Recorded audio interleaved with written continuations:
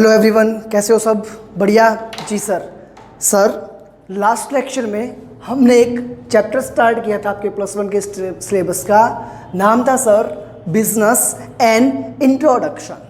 क्या देखा था सर उसके अंदर? हमने देखा था सर बिजनेस किसको बोलते हैं। हमने देखा सर बिजनेस को प्राइमरी हम लोग दो एक्टिविटीज़ में डिवाइड कर रहे थे। एक थी आपकी इकोनॉमिक एक्टिविटी, एक थी आपकी non economic activity. Economic activity को सर हमने 3 पार्ट में डिवाइड किया था। 3 पार्ट कौन कौन से थे सर? उसके अंदर था सर फर्स्ट हमारा बिजनेस, सेकंड था सर हमारा प्रोफेशन और थर्ड था sir employment. Non business activity या नॉन इकोनॉमिक एक्टिविटी सर वो एक्टिविटीज़ थी जिसके अंदर हमारा जो मोटिव था वो प्रॉफिट अर्न करना नहीं था, जिसके अंदर सर सिंपली हम लोग वर्क कर रहे थे हमारे सेटिस्फिकेशन के लिए। ये चीज़ें सर हम लोग लास्ट लेक्चर में देख चुके थे। आज का सर हमारा जो डिस्कशन है वो स्टार्ट होगा सर अभी अबाउट सबसे पहले क्या इकोनॉमिक एक्टिविटी में फर्स्ट थिंग क्या है सर? आपकी इकोनॉमिक एक्टिविटी में सर फर्स्ट आता है आपका बिजनेस। आज सर हम लोग डिस्कस करने वाले हैं बिजनेस का मीनिंग क्या होता है, बिजनेस की डेफिनेशन क्या होती है, बिजनेस की कैरेक्टरिस्टिक्स क्या होती हैं। बड़ा ही आराम से छोटी छोटी चीज़ें हम लोग डिस्कस करते जाएंगे। इसी तरीके से हमारा बिजनेस स्टडीज़ का सिलेबस आगे बढ़ता जाएगा और सर हमें पता भी नहीं चलेगा कि कब हमारा बिजनेस स्टडीज़ का जो सिलेबस है वो कंप्लीट हो गया। बड़ा ही छोटा सा प्यारा सा सिलेबस आपका है बिजनेस स्टडीज़ का। और सबसे अच्छी बात सर, जितनी भी चीज़ें आप इस सब्जेक्ट के अंदर पढ़ोगे वो सारी आपके एवरीडे जो आपका रूटीन है कहीं ना कहीं वो चीज़ें उनसे लिंक करती हैं, या फिर सर ये सारी मोस्ट ऑफ द थिंग्स वो हैं जो आपने कहीं ना कहीं देखी है। तो रटने की ज़रूरत यहाँ पे बहुत कम पड़ने वाली है। चीज़ों को समझने की ज़रूरत क्या है, ज़्यादा से ज़्यादा है। जहाँ पे भी पॉइंट्स आते हैं वहाँ पे हमें क्या करना है, शॉर्ट फॉर्म्स एब्रीविएशंस यूज करने हैं। ये सब करके हम लोग सर क्या कर सकते हैं, हम लोग एक अच्छा स्कोर कर सकते हैं हमारे एग्जाम्स के अंदर। जितना अच्छा अब सीखोगे उतना ही सर आगे की क्लासेस के अंदर क्या है ये चीज़ें आपके लिए बेनिफिशियल रहेंगी। ठीक है जी सर, चलो स्टार्ट करते हैं सर बिजनेस। तो बिजनेस का मीनिंग क्या है sir? Purchase and sale of things. अगर मैं किसी भी एक ज़्यादा पढ़े लिखे इंसान से नहीं, नॉर्मल पर्सन से पूछो, बोले वो तो बिजनेस करता है, तो आप क्या मीनिंग लोगे? अभी आप लोग कॉमर्स में नए आए हो, आपसे पूछो बिजनेस का मीनिंग क्या है? सर जो सामान खरीदता और बेचता है उसको हम लोग बिजनेस बोलते हैं। जो दुकान चलाता है बनिया जिसको आप बोलते हो, जो दुकान चला रहा है वो क्या है सर? वो भी उसका एक बिजनेस है। तो कोई भी सामान को खरीदना और बेचना उसको हम लोग क्या बोलते हैं सर? अगर हम लोग सिंपल वर्ड्स में बात करें तो किसी भी चीज़ को खरीदना और खरीद करके आगे बेचना क्या कहलाता है? बिजनेस कहलाता है। बट मैं ब्रॉडर सेंस में बात करूं सर, थोड़ा सा और आगे लेकर के जाता हूं अगर आपको, तो ब्रॉडर सेंस में क्या होगा सर? केवल खरीदा अगर है तो खरीदने के लिए कोई उसको बना भी तो रहा होगा। जो अगर कोई पर्सन उसको बना रहा है इट मीन्स वो उसका प्रोडक्शन कर रहा है, वो उसकी मैन्युफैक्चरिंग कर रहा है। तो अगर हम लोग थोड़ा सा वाइड जाएं, परचेज की जगह क्या जाएगा सर? प्रोडक्शन।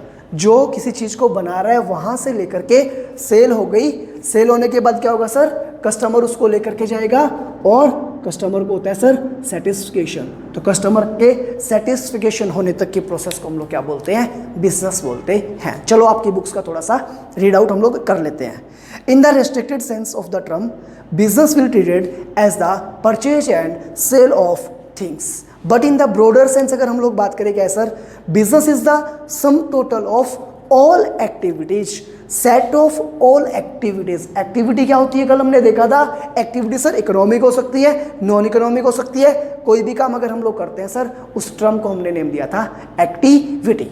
ठीक है जी। तो क्या सेट ऑफ एक्टिविटी है जो सर क्या काम आता है? Which start right from the production of goods and services down to the task of taking them to the consumer satisfactions. Here service means those activities which are connected with the carrying of goods from the place of production and taking them to the place of consumption. Sir place of production और place of consumption का meaning क्या है? देखो आप लोगों ने pant shirt पहन रखी होगी, कोई ड्रेसेस आपने डाल रखी है ना, वो ड्रेसेस क्या आपने घर पे बैठ के बनाई थी? क्या कपड़ा आपके घर पे बना था? नहीं सर, सबसे पहले किसी ने धागा बनाया होगा, धागा बना करके फिर उससे सर कपड़ा बना होगा, कपड़ा बन करके फिर सर उसकी कटिंग्स हुई होगी, फिर उसके स्टिचेज हुए होंगे, उसके बाद जो आपने सुंदर सी ड्रेस पहन रखी है वो तैयार हुई होगी, फिर आपने उसको पहना होगा।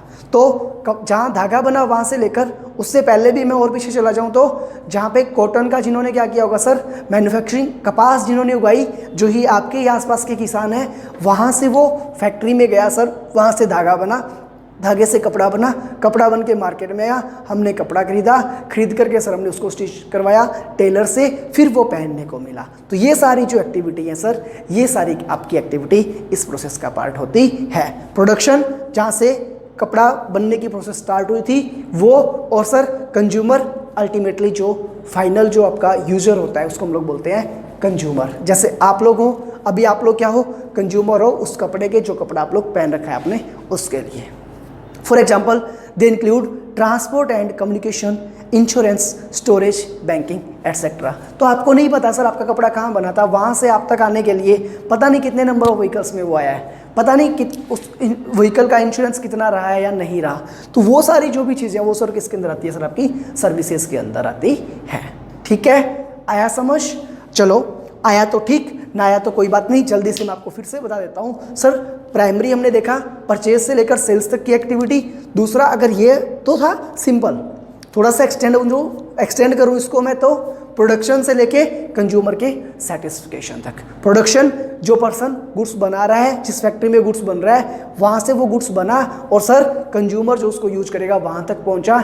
इसके बीच में जितनी भी एक्टिविटीज़ रही वो सब सर्विसेज में आ गई सर, और जो गुड्स बना वो हो गया गुड्स। तो गुड्स एंड सर्विसेज जो है सर, वो बनने के लिए जितनी भी एक्टिविटीज़ होती हैं उन सबको कंपाउंडली, उन सबको जोड़ करके हम लोग क्या बोलते हैं सर, बिजनेस बोलते हैं। ठीक है जी। डेफिनेशन ऑफ बिजनेस, बिजनेस को सर कुछ विद्वानों ने अपने शब्दों में कहा। विद्वान कौन है और उनके शब्द क्या हैं देखते हैं सर। फर्स्ट है according to doctor WR Spriegel. Spriegel ने क्या बोला, all of the activities included in the production, all of the activities included in the production and sale of goods or services may be classified as business activities.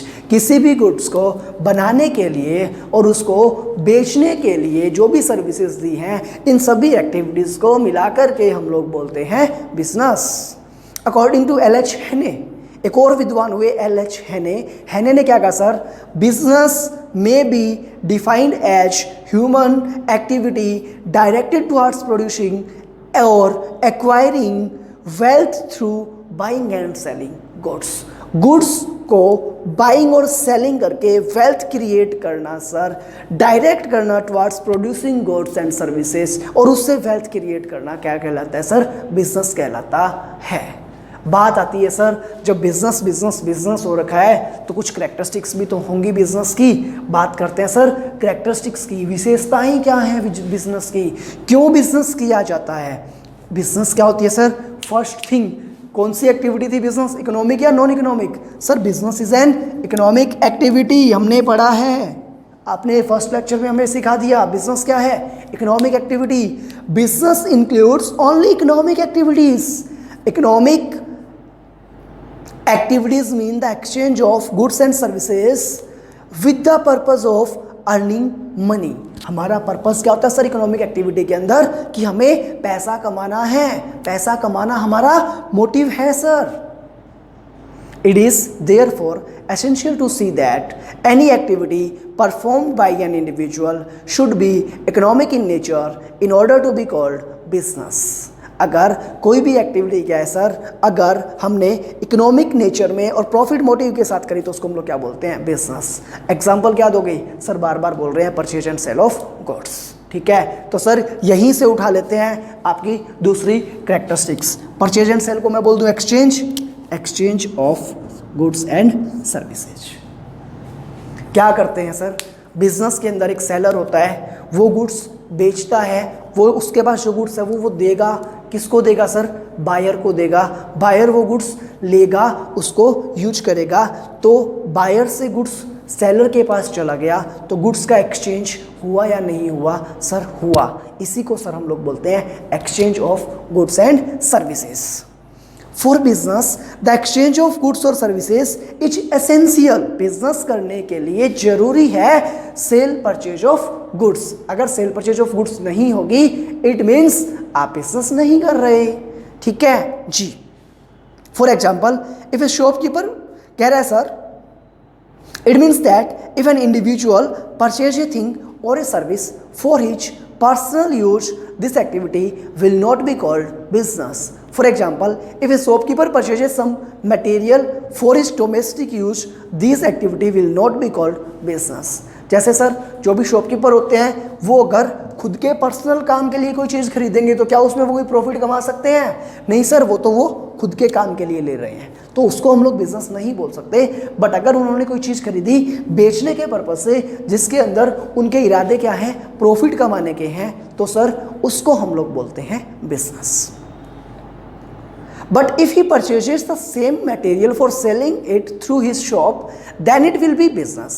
Similarly, if the owner of a vehicle makes use of it in transporting his domestic goods, it will not be business. But if the vehicle is used continuously in transporting goods belonging to other people, this activity will be considered business because it is a service which is continuously provided to others. कहते हैं क्या होगा sir, last में मैंने बोला ये क्या एक सर्विस है, क्या कर रहा है एक शॉपकीपर, उसके पास गाड़ियां हैं, वो गाड़ियों का बिजनेस करता है, उसको खुद का कोई सामान कहीं से मंगवाना था तो खुद की गाड़ी भेज दी, क्या ये बिजनेस है? नहीं सर। बट आपको सामान मंगवाना था, आप वो गाड़ी किराए पे लेकर के गए, तो फिर वो क्या है सर, वो बिजनेस है। लास्ट में सर हमने देखा यहाँ पे क्या, which is continuously provided to others. Continuously का मतलब क्या है सर, थर्ड आपकी करेक्टरिस्टिक्स, रेगुलरिटी इन डीलिंग। ऐसा नहीं है कि मैं कोई साल 6 महीने में एक काम करता हूँ और सर उसको आप बिजनेस बोल दोगे, नहीं, एक कंटिन्यूटी एक रेगुलरिटी होनी जरूरी है। देखो आपका third point, in reality business is that economic activity which is done regularly. भी ऐसा नहीं है कि बनिए ने क्या किया, दुकान खोली, सुबह सुबह एक सामान बेच दिया, दुकान क्लोज करी, बस ठीक है जी, फिर 4 दिन बाद 6 दिन बाद महीने भर बाद फिर से खोली, फिर बंद कर दी, फिर खोली, फिर सर एक दिन काम करते हो, आप 10 दिन महीने भर काम नहीं कर रहे, फिर कभी करते हो कभी नहीं करते, उसको हम लोग बिजनेस नहीं बोल सकते। बिजनेस के लिए क्या है सर, रेगुलरिटी होना बहुत जरूरी है। Purchase sale should be regularly done, but if the activity is not regular but intermittent is does not come under business. For example, a person sells his old scooter and purchases a new one. Here the purchase sale activity does take place, but in absence of regularity this transaction cannot be called business. क्या हुआ sir, मेरे पास मेरी पुरानी car है, मैंने क्या किया, आज मेरे को लगा वो कार थोड़ी पुरानी हो चुकी है, मैं उसको बेच करके नई गाड़ी लेकर के आता हूँ चमचमाती हुई। मैंने वो गाड़ी बेच दी और नई गाड़ी खरीद ली, सेल परचेज तो हुई, बट क्या ये बिजनेस है? नहीं सर, ये बिजनेस नहीं है, क्योंकि मैं रेगुलरली पुराने व्हीकल्स बेचने का और नए व्हीकल्स खरीदने का काम रेगुलरली नहीं कर रहा, रेगुलरिटी उसके अंदर नहीं है, तो फिर सर वो बिजनेस भी नहीं कहलाएगा। बट अगर उसके अंदर रेगुलरिटी है तो फिर हम उसको क्या बोलेंगे सर, हम उसको बिजनेस बोलेंगे। ठीक है जी। नेक्स्ट है सर प्रॉफिट मोटिव। कोई भी बंदा इतनी मेहनत कर रहा है, क्यों कर रहा है? कुछ कमाने के लिए। कमाना अगर उसका पर्पस नहीं है फिर तो नॉन इकोनॉमिक एक्टिविटी में भेज देते हैं ना। तो कमाना अगर है तो मोटिव क्या होता है सर, प्रॉफिट अर्न करना। In order to consider any purchase sale as business, it is essential that the purpose of the person concerned is to earn profit. But sometimes efforts to earn profit can result in some loss. Sir business कर रहे हो सकता है कभी profit कभी loss हो जाए, but ऐसा पर्पस किसी का होता है क्या कि मुझे तो लॉस ही कमाना है? कमाओ भैया, लाओ, आपके पास जो आपका मोबाइल फ़ोन पड़ा है वो दे दो मुझे 1000 रुपये में, जिससे आप क्लास ले रहे हो वो मोबाइल फ़ोन मुझे दे दो 1000 रुपये में, लॉस हो जाएगा आपको लॉस कमाना है ना। ऐसा किसी का पर्पस होता ही नहीं। हर कोई भी आदमी काम करता है उसका पर्पस क्या होता है, प्रॉफिट अर्न करना। It can not be said that in case of loss it will not be considered business. ऐसा हम लोग नहीं बोल सकते कि अगर लॉस हो गया तो वो बिजनेस नहीं है। The essential condition is that the conduct of individual should be prompted by a desire to earn profit. आपके मन में इच्छा थी प्रॉफिट कमाने की, बट बिजनेस डील है सर, बिजनेस में प्रॉफिट भी और लॉस भी दोनों क्या है, सगे भाई है। कभी प्रॉफिट आएगा तो कभी लॉस आएगा, वो डिपेंड करता है आपकी बिजनेस पे, आपकी किस्मत पे। Whether may be the results of the transaction, whatever may be the result of transaction. Transaction आपका प्रॉफिट भी हो सकता है और लॉस भी हो सकता है। तो सर अगर प्रॉफिट भी हो सकता है और रिस्क भी हो सकता है तो क्या है, एलिमेंट ऑफ रिस्क है ना, है या नहीं है? सर प्रॉफिट हो गया तो अच्छी बात है, लेकिन लॉस होने के चांसेस भी तो हैं, तो क्या है, element of risk. Business should not be considered a bed of roses, गुलाब का बेड नहीं है भैया ये, जहाँ पे आपको एकदम महकती खुशबू हमेशा प्रॉफिट देखने को मिले। बहुत सारी रिस्क लेनी पड़ती है, पैसा लगाना पड़ता है, फिर बिजनेस चले या ना चले, नहीं चला तो losses. These are thrown at every step. It means that there are problems and these can be the source of loss. A little mistake or helplessness in finding a solution to a problem can destroy the whole business. कई बार business में ऐसी समस्याएं आ जाती है sir, हम लोग उनका solution नहीं निकाल सकते और जिसका रिजल्ट क्या होता है, लॉस। सबसे अच्छा एग्जांपल देता हूँ आपको, देखो अभी क्या प्राइवेट स्कूल्स जितने रन हो रहे हैं सर, उन सब में क्या है, बहुत बड़ा इन्वेस्टमेंट किया हुआ है, सभी का किया हुआ है। स्कूल के रेगुलर खर्चे सर, अगर खुद की बिल्डिंग नहीं है तो रेंटेड प्रोमाइसेस होगा सर। स्कूल में इतनी सारी बसेस हैं, उनकी इंस्टॉलमेंट्स चल रही होगी सर। जो स्टाफ हैं, जो स्टाफ कंटिन्यू कर रहे हैं, उनकी सैलरी लग रही होगी सर। और भी बहुत सारे खर्चे हैं जो शायद आपको नहीं पता, बट स्कूल के ओनर को पता होता है ना। क्या वो पहले से उनको पता था कि कोरोना आएगा और ऐसे काम नहीं चलेगा, तो हम लोग जितनी भी बसें हैं वो बेच देते हैं, उनकी किस्त का झंझट खत्म? ऐसा कुछ तो नहीं था ना। वो सारी चीज़ें चल रही है या नहीं चल रही? चल रही हैं सर। बट क्या स्कूल को अर्निंग्स हो रही हैं? फीस रेगुलर जा रही है जितनी नॉर्मली जाती है? नहीं सर, कहीं ना कहीं इशू जा रहे हैं। तो ये क्या हो गया, स्कूल वालों के लिए रिस्क का एलिमेंट हो गया। तो ए लिटिल कहते हैं एक छोटी सी गलती कई बार कुछ हो जाती है। मान लो किसी स्कूल वाले ने क्या किया, अभी कोई ऐसा स्टेप उठा लिया जिसके कारण स्कूल की जो इमेज है वो नेगेटिव चली गई, तो सर वो क्या, एलिमेंट ऑफ रिस्क रहेगा ही रहेगा। Profit and loss go hand in business like the ups and downs of life. जैसे हमारी ज़िंदगी में क्या है, एक कहावत सुनी ना, 4 दिन की चांदनी फिर अंधेरी रात। तो खुशियों के पल भी आते हैं ज़िंदगी में, तो दुख भरे पल भी आते हैं। ऐसे ही बिजनेस के अंदर प्रॉफिट वाला टाइम भी आएगा, तो हो सकता है कभी क्या हो, लॉस वाला टाइम भी आ जाए, बट ना आए उतना अच्छा है। नेक्स्ट आता है सर आपका क्रिएशन ऑफ यूटिलिटी। सर ज़्यादा अच्छे से ये टर्म समझ आती है हमें इकोनॉमिक्स के अंदर। यूटिलिटी का मतलब क्या होता है सर, संतुष्टि में बोल सकता हूँ। क्रिएशन ऑफ यूटिलिटी और कंज्यूमर सेटिस्फिकेशन, ये दोनों पॉइंट आपके क्या है, साथ साथ ही चलते हैं। देखो पहले देखते हैं creation of utility. In order to make things more useful for society, their utility is enhanced by the efforts of the businessman. किसी भी चीज़ की यूटिलिटी क्या है, क्या उपयोगिता है उसकी आपकी ज़िंदगी में, वो आपको कौन बताएगा, उसको बढ़ाएगा कौन सर, बिजनेसमैन बढ़ाएगा। From the economic point of view, utility is created in various ways, like the utility of place, form, time, and ownership. Utility of place is created by carrying goods from the place of production to the place of consumption. कुछ value addition करना मैं बोल सकता हूँ। Production goods बनाया मैंने, बना करके कंज्यूमर के पास भिजवाया, तो इसके बीच में जितना भी मैं वैल्यू एडिशन कर रहा हूँ, जो भी सर्विसेज दे रहा हूँ, वो सब भी क्या है सर, यूटिलिटी का पार्ट मानी जाती है। Utility of form is created by changing their size और फॉर्म। जैसे पहले ये सब चीज़ें प्लास्टिक अलग पड़ा होगा, इसका जो अंदर जो है कॉटन है वो अलग रही होगी, इंक अलग होगी, बट इन सबको माशअप करके क्या किया गया सर, एक मार्कर बनाया गया। तो ये यूटिलिटी हुई। जब अलग अलग था तो इसकी वो वैल्यू नहीं थी जो मार्कर बनने के बाद बनी। Utility of time is created bye storing और अमेशिंग दैम इन गोडाउन्स। सर जितनी चीज़ें आप यूज़ करते हो, क्या वो हैंड टू हैंड बन करके आपके पास आती है? नहीं सर, बहुत सारी चीज़ों का बिजनेस क्या सीजनेबल होता है, बट उनको पहले से बना करके गोडाउन में स्टोर करके, गोदाम जिसको आप बोलते हो, उसके अंदर क्या है, स्टोर करके रखना पड़ता है।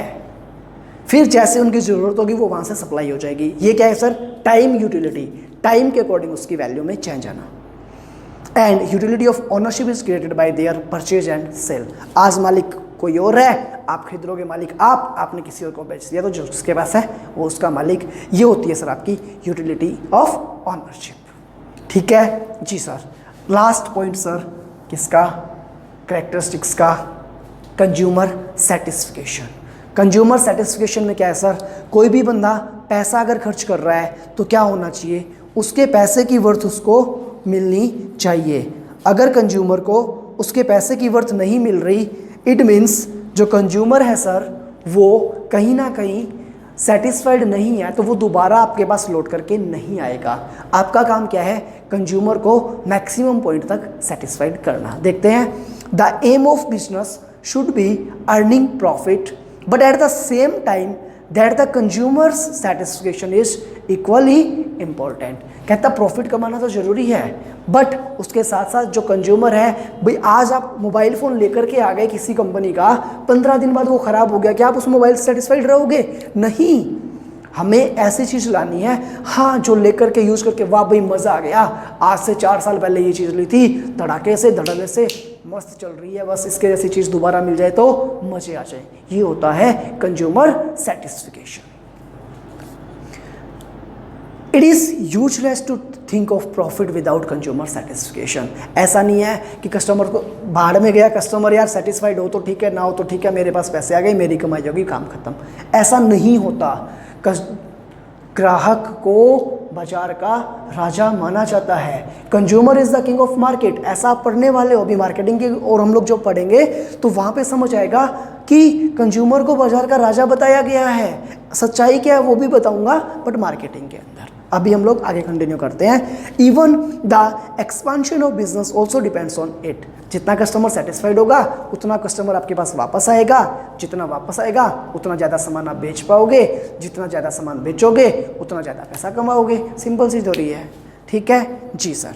Hence a businessman should make goods and services available according to the taste of the consumer to get success. अगर बिजनेसमैन को सक्सेस होना है तो उसे वही चीज़ें बनानी पड़ेगी जो किसी कंज्यूमर को अच्छी लगती है। अगर कोई कस्टमर उसको खरीदने वाला नहीं होगा तो ऐसी चीज़ों को बनाने का कोई फ़ायदा भी नहीं होगा। ठीक है जी सर। चलो आज के लेक्चर में इतना ही, मिलते हैं नेक्स्ट लेक्चर के अंदर। तब तक बाय बाय। क्या पढ़ा हमने आज के लेक्चर में, जल्दी से वो हम लोग रिवाइज कर लेते हैं। सर हमने सबसे पहले देखा बिजनेस क्या होता है, किसी भी चीज़ को खरीदना और खरीद करके बेचना, परचेज एंड सेल। फिर हमने देखा सर ब्रॉडर सेंस में जाए तो प्रोडक्शन से लेके कंज्यूमर सेटिस्फिकेशन तक की जो पूरी प्रोसेस थी उसको हमने नाम दिया सर बिजनेस। उसके बाद देखा सर हमने डेफिनेशन को भी सर हमने बेसिकली इन दोनों चीज़ों से रिलेट किया था। एक तो थे सर हैने, उनके अकॉर्डिंग हमने डेफिनेशन देखी थी। एक थे सर स्प्रीगल जी के अकॉर्डिंग हमने डेफिनेशन देखी थी। दोनों डेफिनेशन के बाद सर हमने बात की किसकी, हमने बात की सर कैरेक्टरिस्टिक्स ऑफ बिजनेस की। सबसे पहले देखा हमने सर कैसी एक्टिविटी, इकोनॉमिक एक्टिविटी। सर तो क्या करते हैं इकोनॉमिक एक्टिविटी में, sale and purchase of goods. नाम दिया सर हमने एक्सचेंज ऑफ गुड्स का। कैसा होना चाहिए, रेगुलर होना चाहिए सर। तो रेगुलरिटी एक एलिमेंट इसका निकल गया कि रेगुलरिटी इन डीलिंग। उसके साथ क्या देखा सर, रेगुलरली काम कर रहे हो तो प्रॉफिट कमाओगे या नहीं कमाओगे, कमाएंगे सर। तो प्रॉफिट मोटिव था। प्रॉफिट कमाते कमाते कभी कभी क्या लॉस हो जाता है और भी बहुत सारी रिस्क होती है। तो नेक्स्ट क्या था आपका, एलिमेंट ऑफ रिस्क। नेक्स्ट क्या था सर, अगर रिस्क है तो सर क्या करते हैं, प्रोडक्शन से लेके सेल्स तक हम लोग बहुत सारे वैल्यू एडिशन करते हैं जिसको नाम दिया यूटिलिटी। तो क्रिएशन ऑफ यूटिलिटी। और लास्ट में क्या सर, जब सब चीज़ें सही तो कस्टमर सेटिस्फाइड तो मौज बहार, खुश हो गया, दोबारा आएगा, फिर से सेल परचेज होगी। ये सब डिस्कस किया सर हमने आज के लेक्चर में। ठीक है, रिवाइज करना, अच्छे से पढ़ना। जो चार्ट बोर्ड पे बनाया हुआ है वो अपनी नोटबुक के अंदर बना लेना। आप जब भी रिवीजन लो केवल इतनी सी चीज़ें देख लेना। ठीक है, बाय बाय, गुड डे।